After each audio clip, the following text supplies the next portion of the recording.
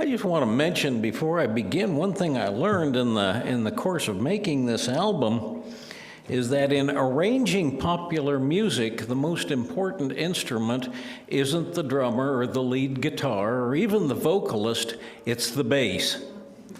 They start with the bottom end with the bass start and then start laying everything else on top of that. And you can look up, in fact, if you want to see some female influence in the music you've been listening to for the past 50 years, go on YouTube and look up Carol, K-A-Y-E,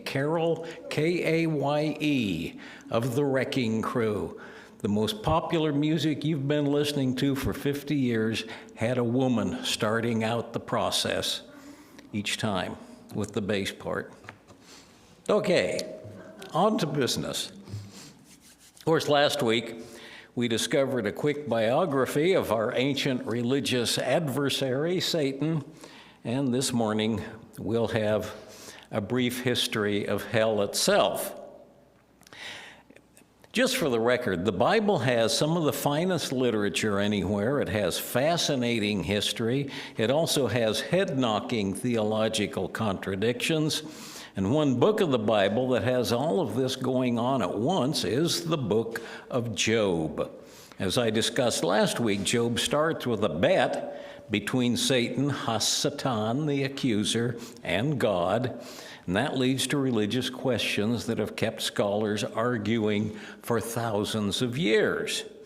But Job's central theme is why we suffer, how we should go about suffering, what suffering says about us, if anything, and what it all means in the long run. In the end, God rewards Job for all his suffering.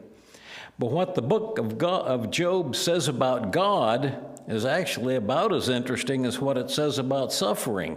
Job may well have been composed by people who were uncomfortable with some Hebrew religious doctrines of their day, and it can be an uncomfortable read for the faithful even in this day. It asks questions that are not easily answered. Job himself has become a symbol of quiet endurance. When someone gets a bad break and doesn't complain, someone is likely to say he or she has the patience of Job. But that's actually a misinterpretation. Job does complain long and loud to anybody who will listen. He knows he's getting a raw deal, and he isn't afraid to say it. And what's more, in the end, God tells him that he's correct. From the beginning, Job is portrayed as one of God's favorite people, but Satan bets God that if Job loses everything, he will stop being righteous and will curse God to God's face. God is confident in Job, so he takes the bet. Next thing Job knows, bandits kill all his donkeys, lightning kills all his sheep, and Chaldean invaders kill all his camels, all his servants and workers get killed as well, and then a tornado comes along and kills all his children. Finally, Satan afflicts Job himself with itching boils all over his body till the only thing left is for Job to sit atop the ashes of what's left of his house and scratch himself with his last possession, a piece of a broken pot. Some friends come along to keep Job company, and they get into a long argument, which takes up most of the book. Ancient Greek culture was also at its peak when Job was being written down, and Job actually reads a bit like one of Plato's dialogues. But the friends all tell Job that God wouldn't make someone suffer without reason. Job must have done something wrong to deserve it. But Job denies that completely. He's a righteous man, he says. He still loves and worships God despite his misfortunes, but he got a raw deal. And page after page, he refuses to back down on that point. And finally, after hours of argument, God himself comes along, speaking out of a whirlwind, And God's answer to all Job's complaints about divine injustice is basically, well, I'm God, and I don't have to answer your questions or explain anything. After all, he says, where were you when I created the world? Which has to be one of the great poetic comebacks of all time. Only then does Job knuckle under and apologize for complaining. But God honors Job for his honesty and condemns the four friends for their glib judgments on Job's misfortunes. God tells them that the only thing that will save them from divine wrath is if they straighten up and if Job himself prays for them. Now, this is a complex and quite wonderful piece of literature. There's more to it than I can cover in a sermon. I'll just make a few quick comments. First, most Hebrew law and other parts of the Hebrew Bible agree with the four friends, not Job. Proverbs, Deuteronomy, and plenty of other passages do insist that God rewards righteousness and punishes misconduct in this life. In the book of Job, God's treatment of Job is wrong on multiple levels. And the only excuse we get is that, well, God is God and therefore exempt from that kind of rules. And that's why some scholars do believe that Job was written down specifically to criticize some points of Hebrew law.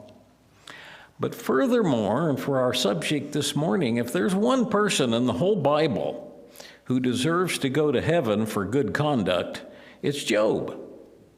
But that's not what happens.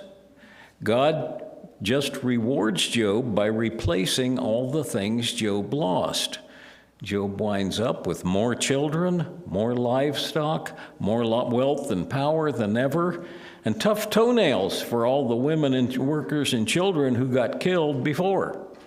At no point, with all this story's wide-ranging pondering and questioning, does anyone ever suggest any reward or punishment beyond this life. Now, it's hard to date the book of Job precisely. The central story may be very old, added to and rewritten over the centuries to produce the version we now have. And of course, the whole Hebrew Bible, the Old Testament, was stories accumulated over more than 1,000 years. Job was probably completed between 500 BC and 300 BC, which was a time of changing religious attitudes in the Middle East, and one attitude that was evolving was what happened to people, or at least what ought to happen to people after we died. Hebrew priests believed that the soul did live on after the body died. And that's been taken for granted in the Middle East throughout history, but they were not yet saying that good people got rewarded in heaven and bad people wound up in hell. The oldest books of the story only tell us that the dead sleep with their fathers and their souls go to a place called Sheol. And that name comes from the Hebrew word sa'al, which means to ask. That is, Sheol is never full, but always asking for more souls.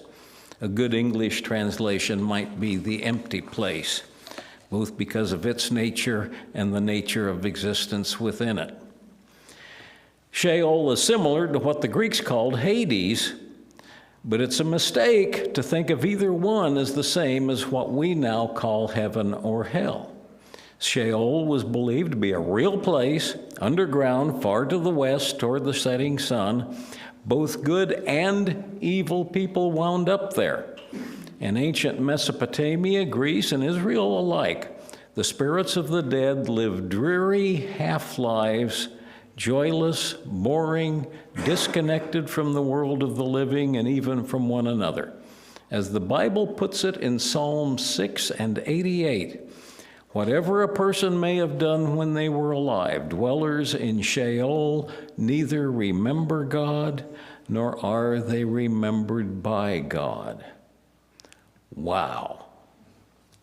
Across the Middle East, it was at least theoretically possible for a living person to journey to the land of the dead and then return. In the Odyssey, the Greek hero Odysseus travels to the entrance to Hades to interview the spirits of the dead. And in a much older epic, the Sumerian hero Gilgamesh also travels to the realm of the dead to look for the secret of immortality. And even in the Bible's book of Genesis, when the patriarch Jacob believes that his favorite son Joseph has been killed, he says in his grief that he will physically travel to Sheol to mourn for Joseph there in person. Again, the Bible's oldest books state that righteous living is rewarded by long life, prosperity, and power in this life. The great patriarchs in Genesis lived for hundreds of years. And in fact, we're told that Job himself lives for another 140 years after God restores his wealth and gives him new children.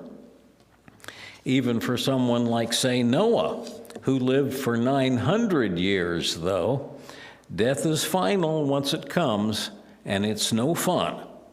Images of the afterlife throughout most of the ancient Near East at the time, including the Hebrew Bible, express very well the natural human dread of death and the dead.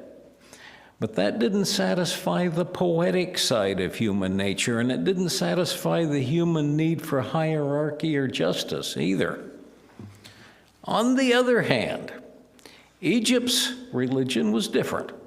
Unlike the Sumerians, Greeks, or Hebrews, ancient Egyptian texts do tell of trials faced by souls on their journey to the afterlife, and that wicked souls do face suffering, even the possibility of total destruction, while the righteous and brave can look forward to a happy afterlife. The Odyssey and another Greek poem about the same time, the Theogony of Hesiod, do mention a part of Hades where a few souls do get punished. Hesiod writes that the god Zeus led a war against a different race of deities, the Titans, and Zeus and his allies won, of course, but because the Titans were immortal and couldn't be killed, Zeus imprisoned them in a special part of the underworld called Tartarus. One example is the Titan Prometheus, whom Zeus never forgave for giving humans fire. And as you may remember, Zeus chained Prometheus down, and a huge eagle would come peck out his liver every day, and because Prometheus couldn't die, his liver would grow back every night, so that the same thing would happen the next day, which is pretty hellish. But it's worth noting that it wasn't based on Prometheus being a bad guy. It was based on him annoying the wrong god. In the Odyssey, when Odysseus visits the land of the dead, Homer also tells us about a few humans who are getting punished in Tartarus. These are famous examples. The word tantalize comes from Tantalus, who's forced to stand in a pool of water with lush grapes hanging in front of him, only to have the water and grapes recede each time he tries to eat or drink. And of course, Sisyphus has to roll a huge boulder up a hill only to have it roll back down so that he has to start all over. One thing this suggests is that people do seem to enjoy devising ingenious torments for those of us who get sent to hell. Meanwhile, outside the city of Jerusalem, there was a waste area called the Valley of Hinnom. And according to legend, the Canaanites had once sacrificed their firstborn children to the god Moloch in that place, which may or may not be accurate. But the Hebrews definitely entombed bodies in the area and possibly burned garbage, dead animal carcasses, and maybe even some human remains. Over time, the Valley of Hinnom came to symbolize the worst aspects of death. Later prophets referred to it as the burning place. And Ezekiel calls it the Valley of Bones. Isaiah and Daniel wrote about a future day of judgment when the righteous dead of the Valley of Hinnom would be brought back to life. And in Hebrew, Valley of Hinnom is Gehinnom. And when the Hebrew Bible was translated into Greek, it was written as, anybody, Gehenna. Later, the Quran would also refer to Gehenna, a place where the dead would be judged and the wicked punished. So by about 200 BC, prophets were beginning to write about judgment of the dead. The righteous would be resurrected to eternal earthly life. The wicked would continue to burn in Gehenna. And for the record, the idea of sending righteous souls to heaven is not written in the Hebrew Bible. Moses didn't go there. King David didn't go there. Job didn't go there. They slept with their fathers in Sheol. The first writer of Christian scripture, the Apostle Paul, doesn't write about eternal punishment either. But a generation later, the gospel writers did. In Matthew and Luke, we read how the righteous will dwell with Jesus in heaven, while non-believers and the wicked will spend eternity in a lake of fire with gnashing of teeth, Gehenna. By 100 AD, the idea of two different places where the righteous would be rewarded and sinners would receive punishment was fixed in Middle Eastern religion, particularly in the Christian tradition. And of course, once an idea like this gets started, it's so evocative, it does not go away. Once more, we're talking about an ancient version of what we now call a meme, or what Skeptic Magazine calls a feedback loop. Like the ideas of Satan, the concepts of heaven and hell just kept building as later writers adapted it to their own cultures and literary conventions. One early Christian scholar, and I might add Universalist, Origen of Alexandria, believed that all souls would eventually be reunited with God in heaven.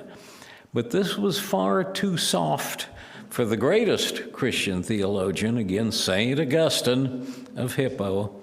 About 400 AD, St. Augustine wanted a theology that would be compelling, comprehensive, and acceptable both to church fathers and also to the Roman imperial court. Origen's everybody wins in the end afterlife didn't do that. And if you're wondering why Jonathan Edwards was such a successful preacher with the horrible stuff he was giving people, fear creates better cash flow than love. Augustine wrote that not only were unrighteous souls doomed, even being righteous wasn't good enough by itself. Because of Adam and Eve's original sin in the Garden of Eden, which he also invented and mistranslated Paul to justify, that's a different sermon. Augustine wrote that sin was transmitted to all humankind because we were all conceived in sin. Even with Jesus' sacrifice, we were all still doomed to damnation if our fates weren't saved through mediation by the institutional church. And one thing the Protestant Reformation did manage to accomplish was to make salvation once more just between an individual and God. Took the church out of the picture, theoretically at least. The word hell itself came into English from Germanic mythology. The ancient Germanic word hell, H-E-L, just one L, means a covered or hidden place, and it originally meant an abode of the dead similar to Hades or Sheol. After Christianity and Germanic Anglo-Saxons came to England, hell came to mean the Christian place of punishment, and so did Hades later on, and Tartarus as well. Throughout the Middle Ages, images of hell became ever more elaborate. Once you put a bunch of minds to work on it, you can add lots of really convincing details. The most complete account, of course, is the Italian poet Dante Alighieri. In his Inferno, hell is divided into 9 different levels as a negative reflection of the 9 celestial spheres of heaven. So you went into different levels of heaven depending on how unusually good you were. Same thing with hell, depending on how unusually bad you were. And this is strictly off script, but in the middle of hell, you get the mouth of Satan, in which are, among other people, Judas and Brutus, who assassinated Julius Caesar. Alighieri was still Italian, and he still hadn't gotten over that. Okay, back to work. Each level in Alighieri's hell has a different diabolical ruler and different punishments. People are blown about by winds on one level, encased in ice on others, boiled in blood, on and on. Such fun. Actually, to me, Dante's version of hell reeks of scholarship and ingenuity, but doesn't have the nightmarish horror of some simpler images. But the greater point is, by the time of colonial American preacher Jonathan Edwards, hell had become a universally accepted cultural construct. As it is today, you only have to say the word to bring up images of chaos, screams, flaming lava, tormented souls, all being tortured by cackling devils and demons. But again, the oldest books of the Bible never mention such a place, and even the first Christian fathers, following the lead of the late Hebrew prophets, hadn't thought of nearly all those refinements. Those all came along later as well. So going back to this morning's reading, Sinners in the Hands of an Angry God, I really think that what someone says about heaven or hell or God tells us more about that person than about heaven or hell or God, either one. Jonathan Edwards was preaching in 1741 during an American religious revival called the Great Awakening, and the idea, of course, was to scare unchurched and illiterate into repenting and joining up. And you still see the same thing with the altar calls today. Again, unfortunately, fear creates better cash flow than love. A couple generations after that, a Universalist minister, one of my favorites, named Hosea Ballou, followed the lead of Origen of Alexandria. He preached about an all-powerful, kind-hearted God, basically the Puritan God, who wanted us to be happy and would ultimately make us all happy, because if God's all-powerful and wants us to be happy, we're going to be happy in heaven. Unlike the God of the Puritans, Ballou's God, as one pundit later wrote, and this is my favorite quote about universalism. A famous speaker in the late 1800s said, "The God of the Universalist is at least a gentleman. He leaves the latch string out until the last child is home safe." And I've gotten tears in my eyes over that line. So I do believe that our claims about God and heaven and hell do tell the world more about us than about anybody else. I truly suspect that Jonathan Edwards' angry, vengeful God was the God Edwards himself would have been if Edwards had been God. And I'm very glad he wasn't God. Same with Hosea Ballou and his gentle, loving, forgiving God. And I'll tell you, if I had to choose one of them to babysit my kids, it wouldn't be Edwards, it would be Ballou. So, however we define such words as heaven or hell or God, literally or metaphorically, Please let us speak of thoughtful, reasonable gods who do not act hastily in vengeful anger, gods who are not vain or puffed up or greedy for power or easily provoked. Rather, let us speak of gods who are careful, reflective, loving, and just, because, as Ralph Waldo Emerson put it, what we worship sooner or later becomes what we are. Amen. May it be so.